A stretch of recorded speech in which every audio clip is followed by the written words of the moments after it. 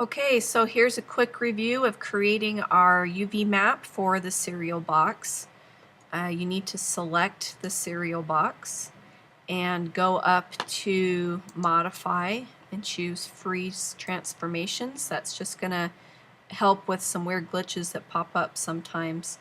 It's kind of like insurance. Next, we are going to come up to the UV menu and choose UV Editor. Make sure that your box is selected and then come over to Create and choose Automatic. And now your shapes should be matching what the shapes are of your box over here on the left. Next, I want to right click on my box and go to Edge Mode.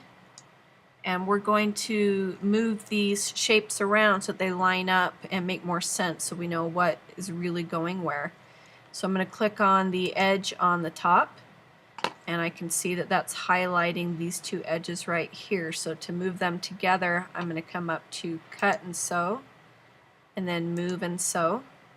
And then I'm going to work my way around that face and get all four sides. So here's the next edge, Cut and Sew, Move and Sew. The bottom edge, Cut and Sew, Move and Sew. The right edge, Cut and Sew, Move and Sew. And then my top isn't lining up yet. I need to turn my box a little bit and grab that edge in the back and then cut and sew and move and sew. And so now those look like it makes a lot more sense. If I were to rip open a cereal box, that's what it would actually look like.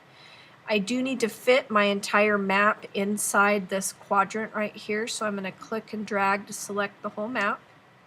Get my move tool by pressing W, and then I can drag that up in here. If your map is too big, you can also go to scale and do what you need to do, as long as your map is fitting inside this main quadrant right here. Once your map is inside the quadrant, we need to go back to object mode. So I'm going to come out to my box here, right click, and choose object mode. And now we're ready to send this to Photoshop. So to do that, I'm going to come to the Image menu and come down to Create PSD Network. If you do not go to object mode over here, it's going to give you problems, your attributes won't show up and stuff, so make sure you are in object mode. Pay attention to where you are saving this. It should be, if you set up your project folder, it should be going right into your project folder. I can change the name if I want to box example. Make sure Adobe Photoshop is checked. That way it will open the file into Photoshop for you. 1024 by 1024 pixels is a good middle of the road resolution. Keep the default settings here. Down here under attributes, you're going to see that the default texture that's on our shape right now is Lambert 1. We don't want to be mapping to Lambert 1. So I'm going to come over and right click on my shape, come down to Assign New Material, and pick a ball. Just depends on how shiny you want. So I'm going to go with a Lambert. Let's see how it says Lambert 2 now, so I'm not creating a texture on top of the default Lambert 1.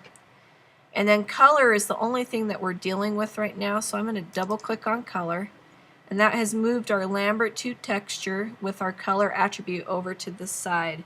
So we've got all of our settings here. We gave it a name, or paid attention to where we're putting it. Make sure Photoshop is checked, your resolution.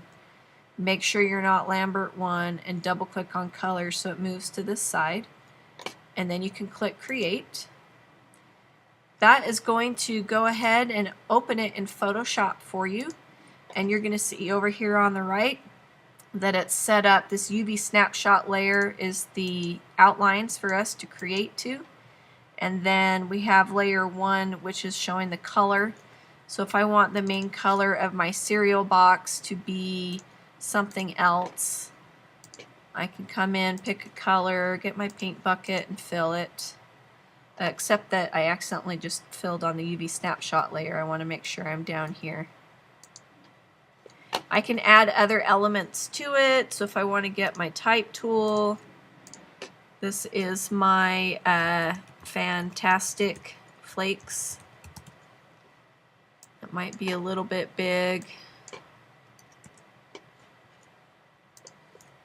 You can bring in photos off the internet or draw things, whatever you need to do to design your cereal box here. Just to be fast, I'm going to make a new layer and designate this is the back of my box. This is the top. This is the bottom where I'll put a barcode. But you're going to make this look really nice, professional graphic quality. And then all you have to do is come up to File and hit Save. And then if you go back to Maya, it's not showing here yet because we are in just basic shader mode. Remember, 4 is wireframe, 5 is shader, 6 is texture. So now my box, my texture is showing up, and I can go back and forth between Photoshop and Maya and update as needed.